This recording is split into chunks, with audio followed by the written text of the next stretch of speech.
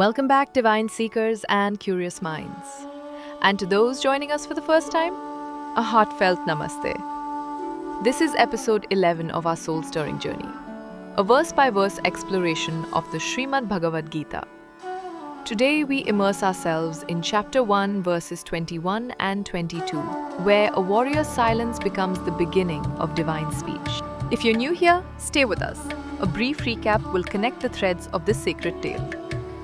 In our last episode, the battlefield thundered with divine conches.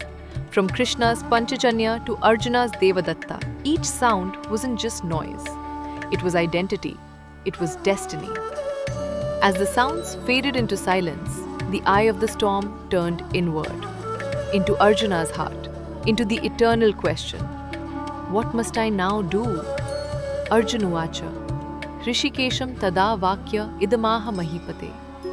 सेनयोर उभयोर मध्ये रथम स्थापय मेच्युत यावदेता निरीक्षेहम योद्धकामान वस्थितान कैर्मया सह योद्धव्यमस्मिन् रणसमुद्यमे.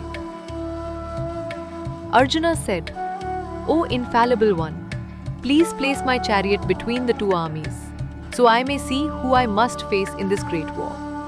In verse 21, Arjuna calls Krishna not as friend, but as Rishikesha, the lord of the senses, and Achyuta, the unfailing one. Even in doubt, Arjuna speaks with reverence. He does not ask for victory. He asks to understand what lies ahead. Krishna, the Lord of the universe, now takes the role of a humble charioteer, the divine submitting to devotion. In verse 22, Arjuna seeks to see not just who he must fight, but what values, attachments, and relationships he must confront. This request becomes the turning point, where vision becomes introspection, and battle becomes a mirror to the soul. Arjuna's request is more than a military instruction. It is a soul's whisper. Show me the truth I must face. He does not ask Krishna to fight. He does not beg for protection. He simply asks to see, fully, clearly, consciously.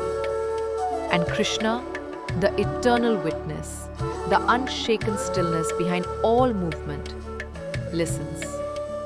That is God, not always commanding but waiting for us to seek truth.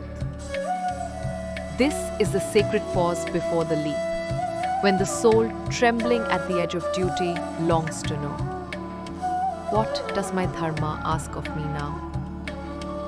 In this moment, Arjuna becomes all of us, torn, trembling, yet trying to see.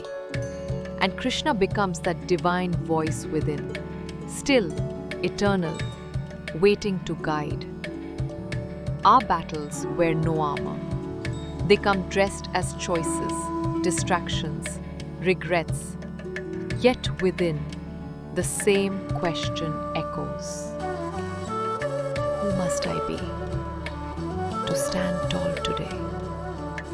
Just like Arjuna, we ache for stillness before the storm, to see with clarity before we act with courage. Dharma doesn't always scream. Sometimes it waits in the silence, where love and responsibility meet. Place me in the center, we say to life. Let me see before I act. Let me understand before I choose. The Gita does not demand belief.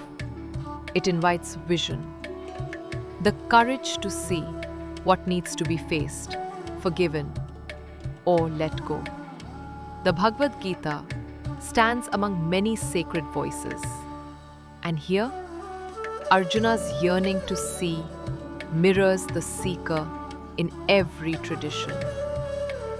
Like Christ at Gethsemane, Arjuna does not flee his role, but he asks to understand the cross he must carry. Like the Buddha before enlightenment, Arjuna does not demand certainty. He seeks clarity in the face of inner war.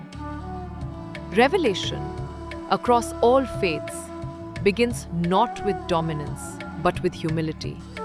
A silent, sincere call, show me. Arjuna's plea is not weak. It is the beginning of wisdom. Surrender is not escape, it is alignment with the truth. Kurukshetra was not born in a day. It was woven through betrayals, broken vows, ancient karmas. And now, the final reckoning awaits. Arjuna had trained for war his whole life, but now, standing before it, he hesitates.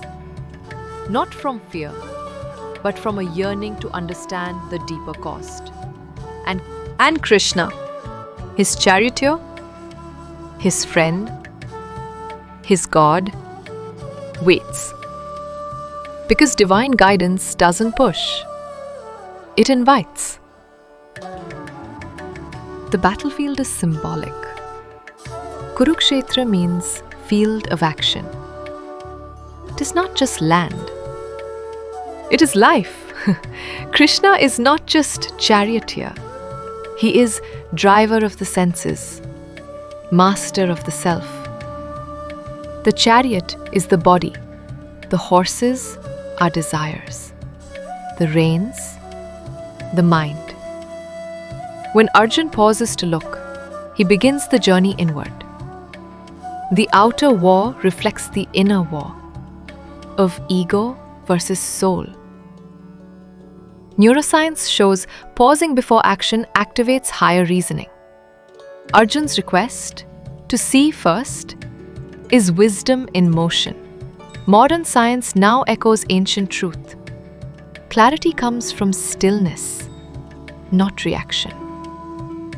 In quantum physics, the observer affects reality. In the Gita, the seer shapes the war within. As the chariot stills, a divine dialogue is about to begin. Not of war, but of wisdom. In our next episode, Krishna finally breaks his silence. The world shall never be the same again. If this journey stirs your soul, do like, share, and subscribe. Follow us on Facebook and Instagram for more sacred insights. Until next time, dear seeker, may your chariot always be guided by grace. Jai Shri Krishna.